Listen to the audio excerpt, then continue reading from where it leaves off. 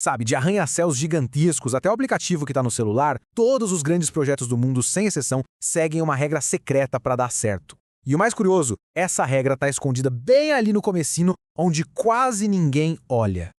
Agora pensa comigo. O que a construção da Casa dos Sonhos tem a ver com uma fábrica de $1 bilhão?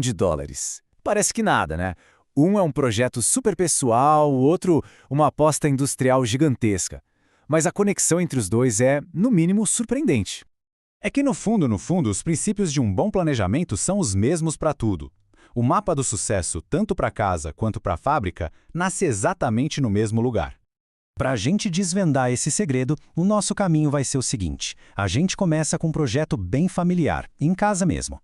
Depois, a gente descobre um paradoxo bem interessante sobre custo e impacto. Daí, vamos escalar isso de casas para fábricas. Vamos ver como se filtra a melhor aposta e, no final, entender de vez porque as decisões que a gente toma lá no início são as que realmente mandam. Então vamos lá. Para entender essa ideia de um jeito fácil, vamos começar com algo que todo mundo conhece, ou pelo menos já imaginou: construir uma casa. É o exemplo perfeito para a gente pegar uma ideia que parece complicada e trazer para a nossa realidade. Olha só, construir uma casa geralmente passa por essas 5 etapas, né? Começa definindo o lugar, depois do tipo de casa, faz um esboço, um plano detalhado e, finalmente, a construção.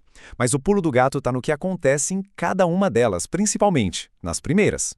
Beleza, vamos para o primeiro passo. Definir o lugar. Parece a coisa mais simples do mundo, né? Uma decisão que não custa nada. Talvez umas pesquisas no Google e pronto. Só que aqui vem a primeira grande virada da nossa história. Essa decisão, que não custou nada, tem um impacto, assim, gigantesco no custo final do projeto todo. E por que isso? É simples, né? Dependendo do bairro que se escolhe, o preço do terreno pode ser o dobro, o triplo. Essa única escolha, feita de graça, pode simplesmente definir quase metade do orçamento total, e isso antes de ter um único risco no papel. Ok, vamos para a etapa 2. Definir o tipo de casa. Vai ser térrea, um sobrado, de madeira ou de tijolo? Aqui o custo já é um pouquinho maior, mas ainda baixo. Talvez o preço de uma consulta com um arquiteto. E adivinha? O padrão se repete. De novo, são decisões baratas que vão ter um impacto gigantesco lá na frente, no preço final. Pensa bem, a casa vai ter 2 ou 5 quartos. Vai ser de madeira, que é mais barata para construir, mas dá mais manutenção, ou de alvenaria? Essas escolhas mudam tudo, porque decidir mudar de 2 para 5 quartos com a obra já rolando é infinitamente mais caro do que decidir isso no papel, lá no comecinho. Bom, com esses exemplos da casa, já dá para perceber que tem um padrão aqui. Um padrão meio esquisito, que vai contra o que a gente imagina. Agora, vamos dar um nome para ele. E aí, qual é a tendência que está aparecendo? Fica muito clara uma relação inversa, uma coisa que funciona ao contrário do que a gente pensa. Isso vale para qualquer projeto, seja ele grande ou pequeno. Esse gráfico aqui mata a charada. Olha só, os gastos do projeto e o impacto das decisões andam em direções opostas. Bem no comecinho, quando o impacto de uma decisão é enorme, o gasto é quase zero. Já lá no final, quando a gente está gastando rios de dinheiro, a nossa capacidade de mudar alguma coisa importante já é minúscula. É exatamente o que a fonte resume. As decisões tomadas lá no começo têm um impacto gigantesco. E é justamente nessa fase que se gasta menos. Esse princípio tem até nome, viu? É front-end loading, que nada mais é do que a ideia de concentrar todo o esforço, toda a inteligência e a estratégia bem no comecinho do projeto, e não deixar para o final.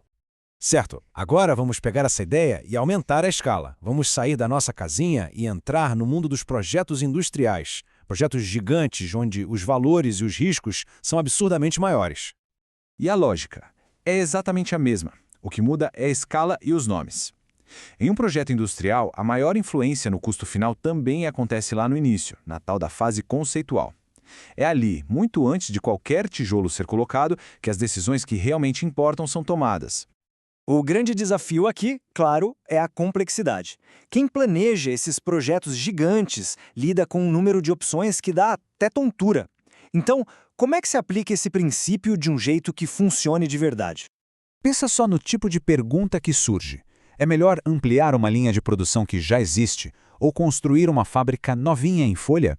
Ou, quem sabe, desenvolver um produto totalmente novo? O número de opções e combinações é imenso. Analisar cada uma em detalhe, simplesmente impossível. É preciso ter um método para filtrar o que não importa. E a solução é justamente essa, usar um funil. Funciona assim. Primeiro, se eliminam as opções que claramente não são boas, usando critérios fáceis e rápidos de calcular. Depois, com as poucas que sobraram, aí sim se gasta um pouquinho mais de tempo e dinheiro para avaliar melhor. E só no final de tudo, quando o investimento é aprovado, é que se gasta de verdade para detalhar a única opção que venceu.